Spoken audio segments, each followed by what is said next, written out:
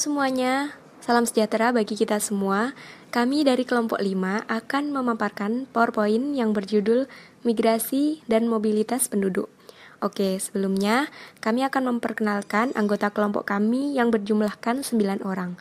Yang pertama ada Hamdani Rizka Imadudin, NIM 116, Linta Linarni, NIM 123, Ervina Lia Agustina, NIM 130, Nala Iza Coironi, NIM 132, Vicky Damayanti, NIM 135, kemudian Iqlil Nabahan Pratama Putra, NIM 139, Balkis Salma Amelia, NIM 141, Nikmatul Khofifah, NIM 144, dan yang terakhir Yonanda Yuda Pratama, NIM 152. Iya, untuk penjelasan mengenai migrasi, apa sih migrasi itu? Migrasi adalah perpindahan penduduk dari suatu tempat ke tempat yang lain dengan melewati batas negara atau batas administrasi dengan tujuan untuk menetap dari suatu tempat ke tempat yang lain melampaui batas politik atau negara, ataupun batas administrasi maupun batas bagian dalam suatu negara. Untuk jenis-jenis migrasi terbagi dalam dua jenis, yaitu migrasi nasional atau internal dan migrasi internasional. Untuk migrasi nasional sendiri atau disebut dengan migrasi internal, migrasi nasional terdapat urbanisasi, transmigrasi, dan ruralisasi. Urbanisasi adalah perpindahan penduduk dari desa ke kota. Transmigrasi adalah perpindahan penduduk dari pulau yang padat penduduk ke pulau yang masih sepi penduduk. Sedangkan ruralisasi adalah perpindahan penduduk dari kota ke desa. Yang kedua, migrasi internasional.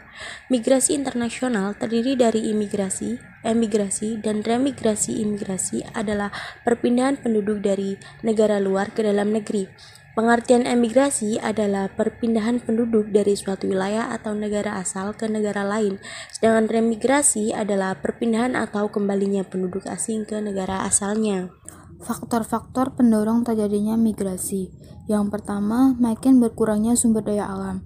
Nah, makin berkurangnya sumber daya alam ini akan membuat warga atau masyarakat yang berada di daerah asal akan berusaha untuk mencari tempat baru, di mana tempat baru itu memiliki sumber daya alam yang mampu digunakan untuk memenuhi kebutuhan hidup mereka.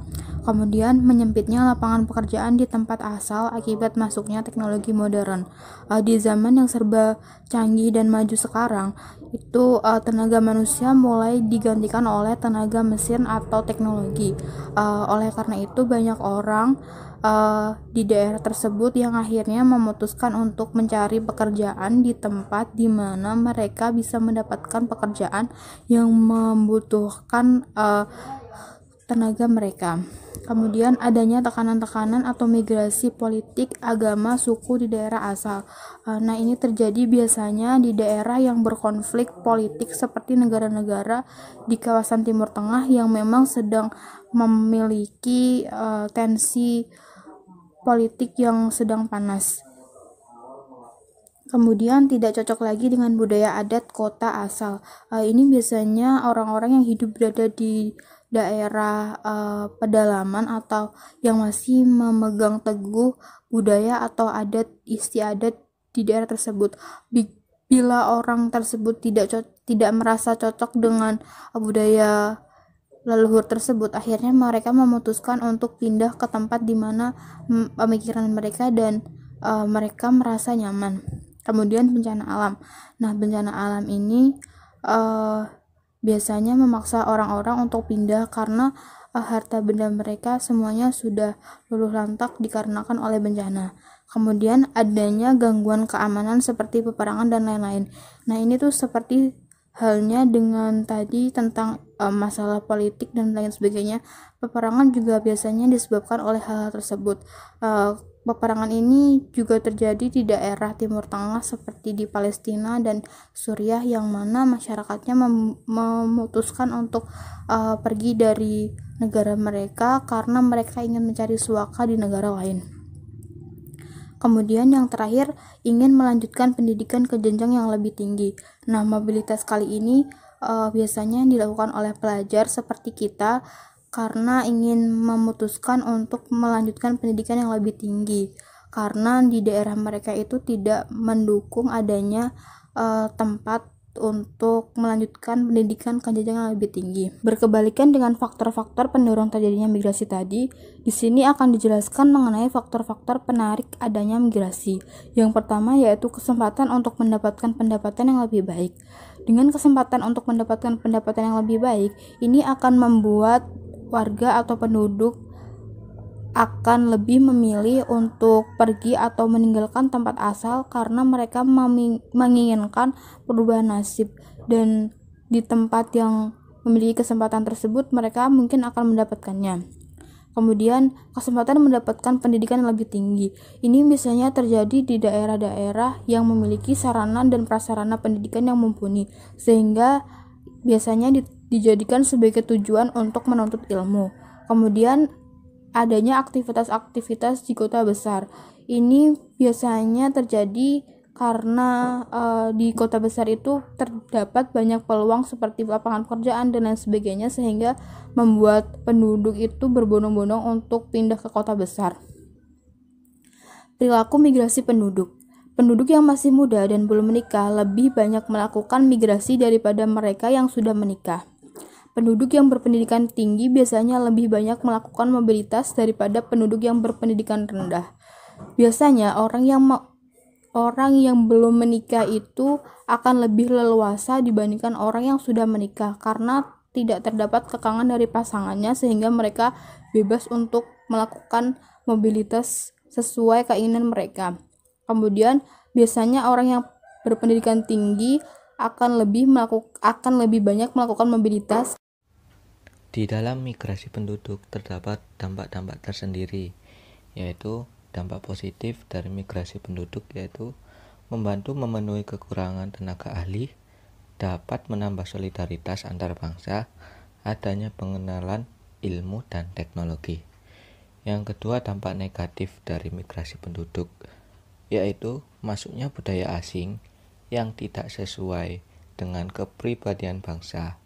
Imigran yang masuk ada kalanya membawa pengaruh negatif seperti pengedar narkoba, pertujuan politik, dan lain-lain. Seterusnya, di dalam itu pemerintah sudah berusaha untuk mengatasi permasalahan migrasi yang ada di negara ini. Yang pertama, usaha yang dilakukan yaitu persebaran pembangunan industri sampai ke daerah-daerah. Yang kedua, peningkatan pendapatan masyarakat desa melalui intensifikasi dan koperasi unit desa. Yang ketiga, pembangunan jalan sampai ke desa-desa. Yang keempat, meningkatkan penyuluhan program keluarga berencana untuk mengendalikan pertumbuhan penduduk pedesaan. Yang kelima, pembangunan fasilitas yang lebih lengkap seperti pendidikan, kesehatan, transportasi, dan lain-lain yang bertujuan untuk menambah fasilitas di daerah-daerah termasuk daerah yang kecil. Selanjutnya adalah mobilitas penduduk. Definisi mobilitas penduduk secara umum adalah struktur sosial yang mencakup sifat hubungan antara individu dalam kelompok dan hubungan antara individu dengan kelompoknya. Menurut Paul B. Horton, mobilitas sosial adalah suatu gerak perpindahan dari satu kelas sosial ke kelas sosial lain atau gerak pindah dari strata yang satu ke strata yang lain. Sedangkan menurut Kimball Young dan Raymond W. Mack, mobilitas sosial adalah suatu gerak dalam struktur sosial, yaitu pola-pola tertentu yang mengatur organisasi suatu kelompok sosial. Jenis-jenis mobilitas: perpindahan individu atau objek sosial dari kedudukan sosial ke kedudukan sosial lainnya yang tidak sederajat. Menurut arahnya, ada dua macam mobilitas vertikal, yaitu yang pertama, mobilitas vertikal ke atas atau social climbing. Yang kedua adalah mobilitas vertikal ke bawah atau social sinking. Selanjutnya pembahasan tentang mobilitas vertikal ke atas atau social climbing dan mobilitas vertikal ke bawah atau social sinking. Mobilitas vertikal ke atas seperti perpindahan anggota masyarakat dari kelas sosial rendah ke kelas sosial yang lebih tinggi. Contohnya, seorang staf dipromosikan untuk naik pangkat menjadi kepala bagian di sebuah perusahaan swasta. Sedangkan mobilitas vertikal ke bawah adalah perpindahan anggota masyarakat dari kelas sosial tertentu ke kelas sosial lain yang lebih rendah. Misalnya, seorang petani cengkeh yang jatuh miskin karena komoditas yang ditanamnya tidak laku. Prinsip-prinsip mobilitas sosial vertikal. Yang pertama, tidak ada masyarakat yang sistem pelapisannya tertutup sehingga tidak ada mobilitas sosial vertikal.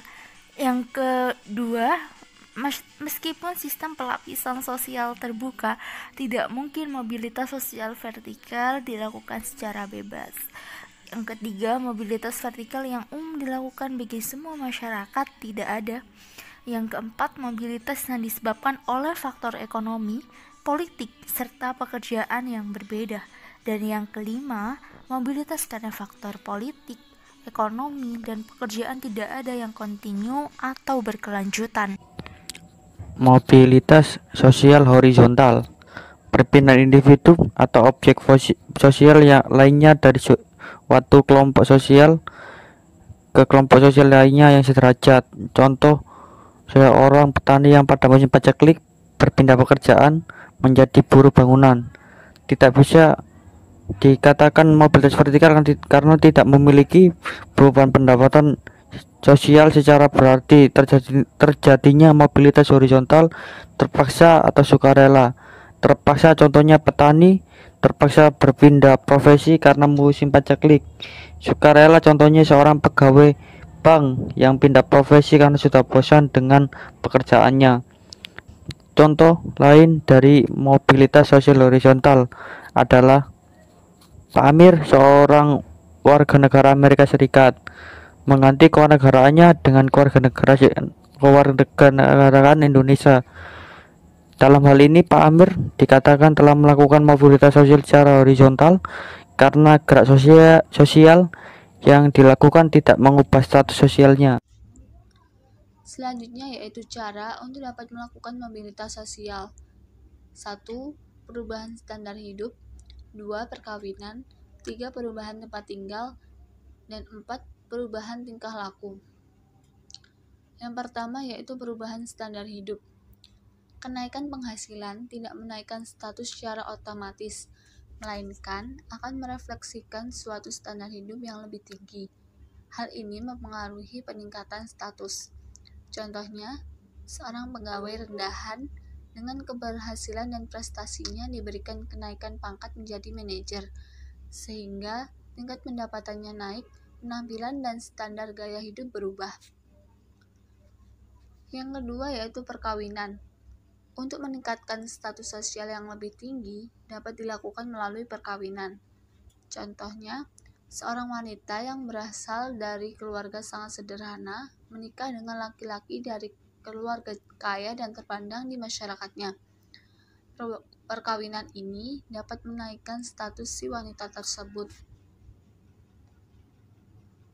Yang ketiga yaitu perubahan tempat tinggal. Untuk meningkatkan status sosial, seseorang dapat berpindah tempat tinggal atau dengan cara merenovasi tempat tinggalnya yang lama menjadi lebih megah, indah, dan mewah. Secara otomatis, seseorang yang memiliki tempat tinggal mewah akan dipandang sebagai orang kaya oleh masyarakat. Hal ini menunjukkan terjadinya gerak sosial ke atas. Yang keempat yaitu perubahan tingkah laku. Untuk mendapatkan status sosial yang tinggi, dengan mempraktekkan bentuk-bentuk tingkah laku kelas yang lebih tinggi yang diaspirasikan sebagai kelasnya. Bukan hanya tingkah laku, tetapi juga pakaian, ucapan, kegiatan sehari-hari, dan sebagainya. Juga merasa dituntut untuk mengkaitkan diri dengan kelas yang diinginkannya. Contoh, agar penampilannya meyakinkan dan dianggap sebagai orang dari golongan lapisan kelas atas, ia mengenakan pakaian yang bagus, dan jika bertemu dengan kelompoknya, dia berbicara dengan menyelipkan istilah-istilah asing. Selanjutnya, tingkat mobilitas. Tingkat mobilitas sosial pada masing-masing masyarakat berbeda. Pada masyarakat yang bersistem kelas sosial terbuka, maka mobilitas sosial warga masyarakat cenderung tinggi.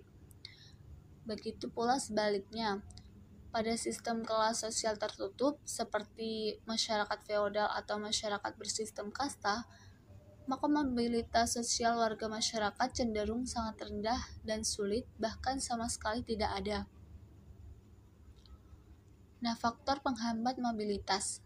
Yang menghambat mobilitas adalah diskriminasi kelas, kemiskinan, perbedaan jenis kelamin. Yang pertama, diskriminasi kelas.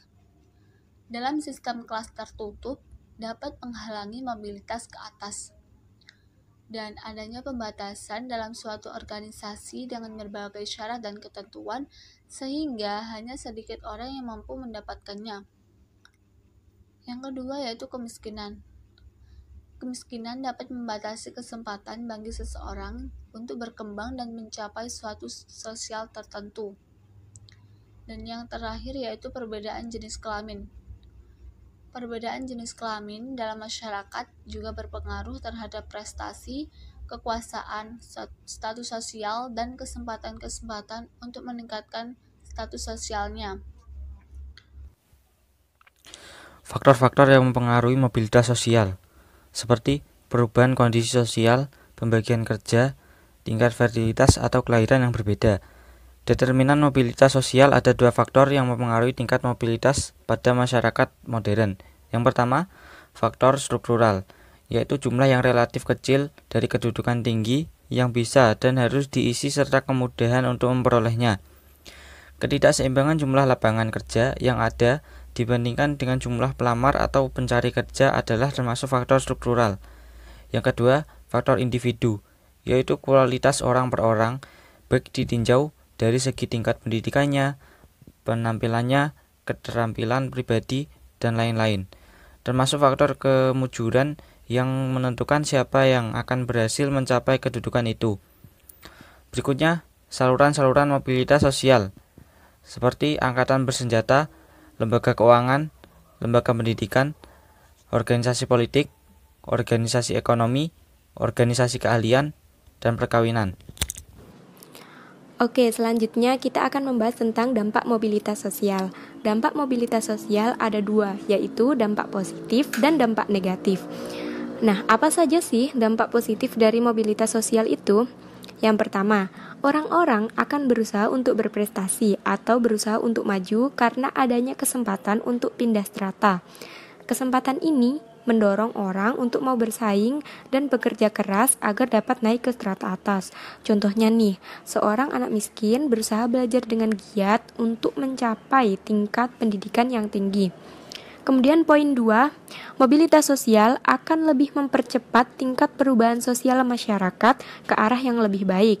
Contohnya, Indonesia yang sedang mengalami perubahan dari masyarakat agraris menuju masyarakat industri. Perubahan ini akan lebih cepat terjadi jika didukung oleh sumber daya yang berkualitas. Kondisi ini perlu didukung dengan peningkatan dalam bidang pendidikan. Selanjutnya yaitu dampak negatif dari mobilitas sosial. Yang pertama ada konflik antar kelas. Contohnya, demonstrasi buruh yang menuntut kenaikan upah menggambarkan konflik antara kelas buruh dengan pengusaha. Kemudian ada konflik antar kelompok sosial. Contohnya, pertikaian antar etnis atau konflik antara penduduk asli dan pendatang. Sekian dari pemaparan PowerPoint kami. Apabila ada kesalahan, mohon dimaafkan. Terima kasih.